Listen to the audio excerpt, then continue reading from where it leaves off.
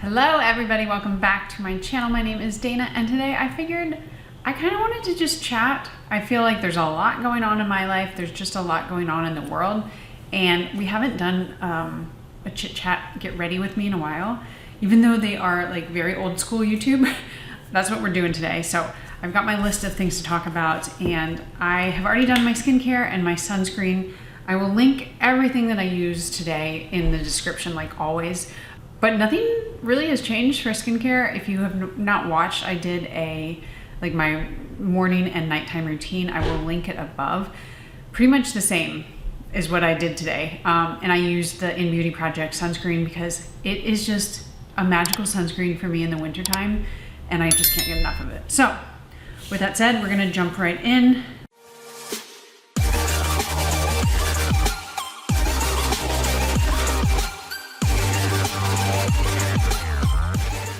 First things I am using, I always do this, I start off by telling you and then I'll probably not tell you, but these are one of my two favorite combinations. This is the Born This Way Healthy Glow. It's got SPF, which is nice, and then the Chanel Beige Sheer Healthy Glow. This is more matte. This has a little bit of glow. It's a perfect combination. Anyway, let's get going with the first topic, which I've talked about, and I'm gonna be looking down, apologies, but I've talked about, I guess, 2 times now on this channel, and that is the fact that I am pregnant. I'm trying to figure out like how I want pregnancy and motherhood to kind of look on my channel. My biggest thing is that for me, I don't know how it's gonna go. Obviously, like I'm a first-time mother, but I really would love for motherhood to not 100% define me. And I don't mean that as a negative for people that it does. I'm older, and I really feel like I have my identity. I know who I am. I mean, it's not that it's not subject to change, but I'd like to be a more than one-dimensional kind of character or something. And for those women out there that motherhood is who they are to their core, that's fine. You know, there's room for all types of people. But for me, I don't really envision myself kind of like having the only identity as a mother. So for that reason, people have asked, am I gonna move to doing like baby, mother content? And the answer to that is, I don't really know. I don't foresee that I will do that, but I also think that part of what I do on here is share what I find to be good and what's worthwhile and what's not. So if it comes down to it and like I've been a mother for a while and I have thoughts on strollers and whatnot, and I'm having twins, so it kind of makes things a little different. Maybe I'll share them, but I'm just like, I feel like subject to change. So that's kind of that. And I don't know where my channel will go, but I don't think you need to be worried if you really just don't want to see any baby content. Like I will give kind of a heads up if that's going to be something coming, and it won't be snuck into a video otherwise. So that's kind of that. Otherwise, pregnancy is finally going a little bit better. Just like so many people, my first trimester was brutal. I had a lot of morning sickness. I had a lot of acid reflux, which is something I've had in the past. So it's like not just a pregnancy thing. But you just can't take, and I'm not putting more product on, I'm just kind of blending it a lot. You can't take as many medicines, of course, when you're pregnant, so I just had to figure out what I could take and what worked, and I think I've got it under control. I had a cup of coffee this morning, which I haven't been having coffee because it really triggers my reflux, so that's very exciting. Oh, I always do this. On this bottle, somehow, if you don't get it on correctly, it will start to squirt it out, and it's just annoying because it gets a little messy. But yeah, going back to kind of the product part of YouTube and motherhood and everything, part of me doesn't want to do it because I am very much at the point with like my registry and everything where like people are like, oh, it's so much fun. Aren't you enjoying building your registry? And I'm like, no, there's so much. There are so many things that people are like, this is a must have. And I feel overwhelmed. My house it's not small, but like it's an older house with weird storage, and I just don't want it to be a house that's covered in baby stuff. And I know that it will, and like you can declutter, but I'm just trying to do the essentials for my registry and not think of like needing every single item. I mean, sometimes, you know, it's gonna be, holy shit, I need this thing and I didn't know. And that's where Amazon or the mall come in, and you can get things so quickly nowadays that I really don't think it's gonna be an issue. But with that said, I am still like trying to figure out what exactly I need and build out the registry. But that's kind of the motherhood pregnancy part of this conversation. I don't feel like going too much more into detail about it because I'm still trying to figure it out. One thing I have been asked, and like kind of there have been some requests to delve into pregnancy skincare, and I honestly don't think I'm going to, because I think that is kind of like clean beauty. It's like a manufactured thing. There are some rules to skincare within pregnancy, throughout pregnancy, and I think the main one is usually like no retinols, retinoids, that kind of thing. And that actually, I've heard some dermatologists say that they use them throughout their whole pregnancy. It's kind of up to most people. Most people don't use them. I'm not using them. It's like, for me, 9 months, not a big deal. But most of the time, the products that you put on your skin are not actually absorbed like throughout your body into your bloodstream. That is actually the skin's purpose. It's a barrier. So things like a retinoid are probably going to be okay, but the problem with pregnancy and pregnant women is that nobody wants to do studies on them, and no women really want to be included in those studies because the risk is just more than the reward. So I'm not using them, but other than that, like I'm using most other products. I'm using some acids. So like I know salicylic acid is one of the ones that you're not really supposed to use. And for me, that's not a problem. I don't really use salicylic acid. That's more like for acne prone, oily skin. But other ones like glycolic acid, you can use, you would just want to make sure that the amount is not like super high. And of course, like this is not advice, talk to your doctor. But I just find that like a lot of the things that I've already been using are fine. If you want to exfoliate, maybe you just kind of stick to more physical exfoliations. But yeah, to me, I think it's a little bit of a manufactured thing. A lot of the fear-based clean beauty kind of trickles into pregnancy skincare. But I'm not telling you, like, if you want to kind of revamp your whole skincare, if you're pregnant, to each their own. I just don't, for me, I have my routine. It's pretty safe, it's pretty good. And I'm also not super concerned with it getting to the babies. So I just used the AURIC blush. I love this blush. I think it's just the most perfect shade on me. And the pigment isn't too much. It just always looks natural. I wouldn't say, I mean, most cream blushes aren't the longest lasting, but it has a pretty decent staying time. It just looks like I ran through like the woods in the winter and I am just a flushed little fairy. Okay, so the other thing, I had made a video and then I just scrapped it because I just wasn't in love with the video. I did want to kind of like start delving into the topic of parasocial relationships and the internet, YouTube, that kind of thing, because while my channel, I would say like doesn't get a lot of weirdos that are not subscribed to my channel, and even me saying the word weirdos, somebody could like find offense to, and that's kind of part of what I want to talk about. There is just like this sensitivity these days on the internet where people have a keyboard and they feel like they are justified in saying whatever they want to whoever they want. And if you have offended them, which first of all, people get offended so easily these days, they will just like massacre you for it. And as I was saying before, I don't have a big channel. I am quite small still. And so I don't see the brunt of that, but I know that it happens. And the one video that it's kind of sort of happened to me was the Dr. Idris video. I said her name wrong. I called her a dermatologist or an Instagram dermatologist. Those are like two pretty mild, benign things to say. And every single time I get comments on it where like, you called her Instagram dermatologist, like that's so rude. And I'm like, in what world is that rude? I mean, if you find it rude, okay, that's fine. But like, there are a lot worse things you can say than a dermatologist or Instagram dermatologist. And also, it is true. But people, they just find someone that they like, and they don't know them. They followed them and like seen the trajectory of their career, and they get really protective, I guess, over them.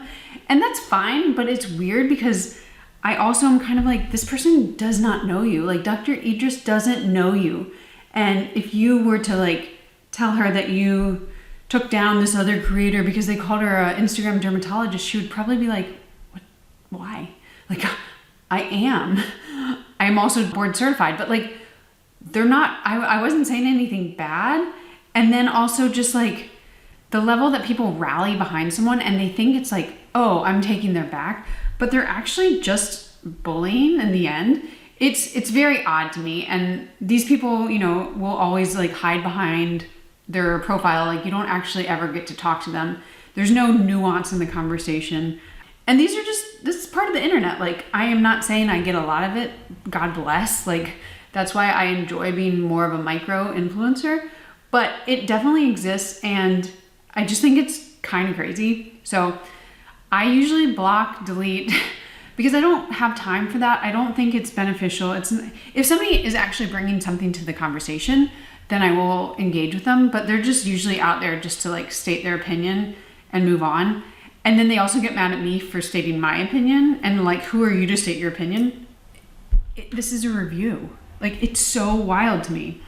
But yeah, I think parasocial relationships are just a way that people feel good about themselves for protecting someone, but in the end are just bullying. Like, that's all it is. It's just internet bullying. And like I've said, I really don't feel the brunt of it, so I'm not really complaining. I'm just kind of talking. But it's something that's so odd in this world, and it shouldn't surprise me just looking at our political kind of landscape, but there's just no room for gray. There's black, there's white, that's it. You're on one side. If you're on that side, you're against the other. If the other person's on the other side, you can't be friends with them. I find that to be very reductive. Like, if you've ever been in a philosophy class or any classes where you have to use logic to really think through things, people that say like, well, if you support this political figure, then I can't be your friend. That is literally the dumbest thing. And you've already lost probably my like confidence in you as a person. But it's also just not a way to ever like see anything. You can definitely be against people, and like, if it's that you're against me for talking about Dr. Idris, that's fine. But by just like ending the conversation there, it doesn't benefit anyone and actually kind of makes you look pretty stupid. Now, by me saying these things, I can definitely get some heat, but hopefully my people are here and they're not going to give me too much crap. I did put a little bit more eyeshadow on than usual. Not a lot, but I like the makeup what did I use? I just used some random single shadows, so I probably don't know if I can find which ones I used. I'm going to use a little bit of powder. This is the Wet n Wild Hello Kitty.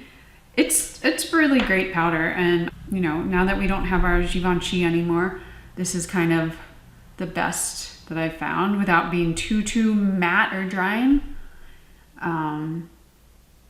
I didn't find it. Emily, who's Glitter Goblin over on YouTube or Instagram, she was the one who recommended this. So if you're in the market, it's very affordable. Okay, the last thing, because I was trying to do like natural makeup, and whenever you do a get ready with me, I feel like it becomes more your makeup. Oh, you know what? I wanted to use this. Darn it. Another day. But yeah, your makeup just goes like a little crazy because you're just putting more makeup on. Let's see. I've been using this Maybelline Sky High Brown mascara a lot lately, and I just love it. I used to use this all the time, and then I forgot about it. But so the last thing I wanted to talk about was, I just kind of wanted to thank you guys, first of all, because I hit 10K. I don't know, it's been a while now. And I did a 10K giveaway, which is probably over by the time you're seeing this. But that was it was a big moment. Like, I have been on YouTube for years now, and 10K is just, you know, that number where there are always numbers in your head where like, whether it's 10K, 50K, 100K, it's a big milestone. And 10K actually does now make me an official micro influencer. And I am so grateful, so grateful. I've also put in a lot of work. I've also spent a lot of money, a lot of time to growing my YouTube channel.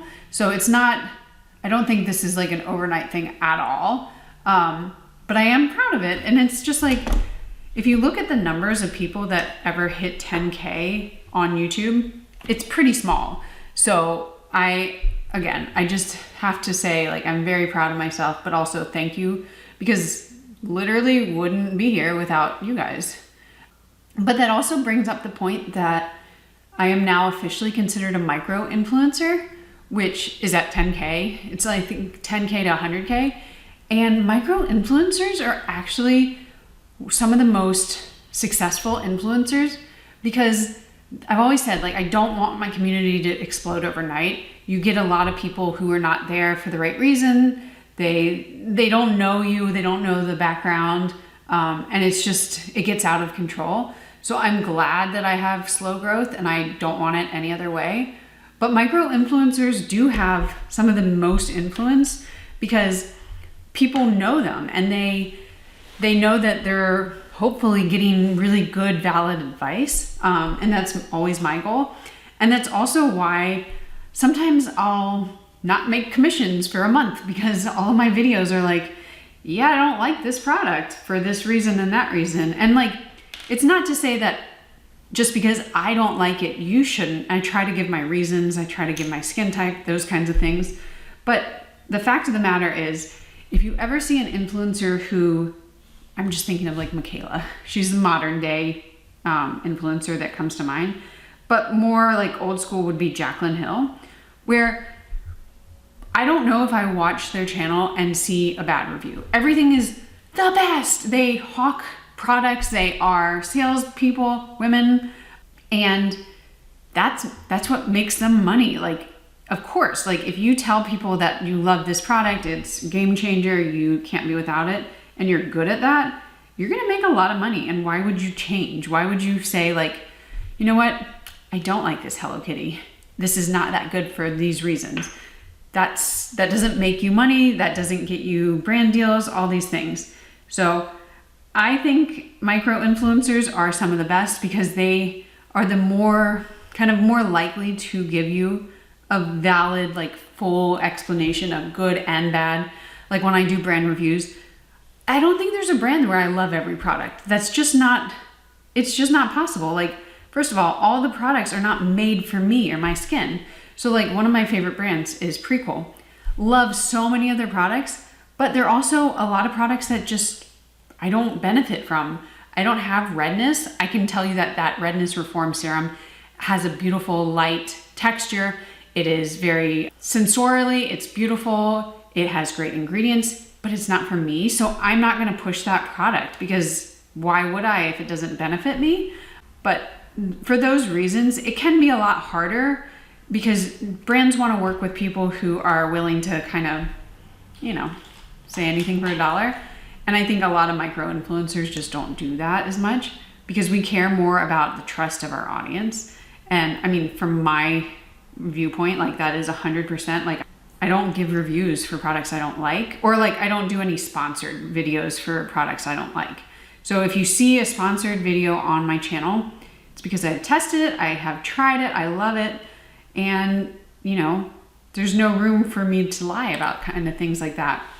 A good example of that, and I know this is getting to be long, so sorry, but I have worked with Current Body now, I think just once this year for Black Friday, and I love their products. I've had the Series 1, I've had it for like 2 or 3 years. The Series 2 mask came out, I love it, I love all the things about it. I mean, there's some issues where like sometimes it doesn't fit people's face, sometimes it can be too bright, but the actual like efficacy of the mask, I love. And I have been gifted LED masks from other companies. And if they just said like, here's the gift of it, like do with it what you will, that's fine. And I could compare them. But oftentimes it's like, we want you to do a video on our product and like tell how much you love it. And for me, that wouldn't be honest because I only use the current body one. That's just my preference. So, you know, it limits my options as an influencer working with different brands. But I also think at the end of the day, like, it's just not important to me. This is not my full-time job. Even if it were, I think honesty and loyalty are more important than making a quick dollar here or there. So that's kind of what it is. But my hair is still wet. I will wash it or dry it, yeah, in a little bit. But this is the makeup, pretty natural. It's still, it like set down pretty quickly because it's so dry out, but I think it looks good. Oh, I was gonna do, let's see. Let's use an SPF spray because sometimes I use finishing or setting sprays, but today I'm gonna use the ultraviolet green screen. And I have a review coming out on setting sprays soon. So hopefully, I think that'll be up before this video and you can go check that out here. But let's finish it off with some added SPF. We have so much SPF.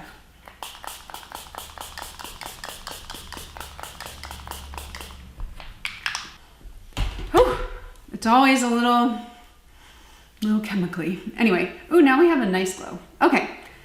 That wraps up this chit chat. Get ready with me, and I appreciate you guys being here, being kind. You know, I don't like people who are mean, but anyway, if you have any thoughts on what I've said, just let me know in the comments below, and I will see you guys in the next one. Bye.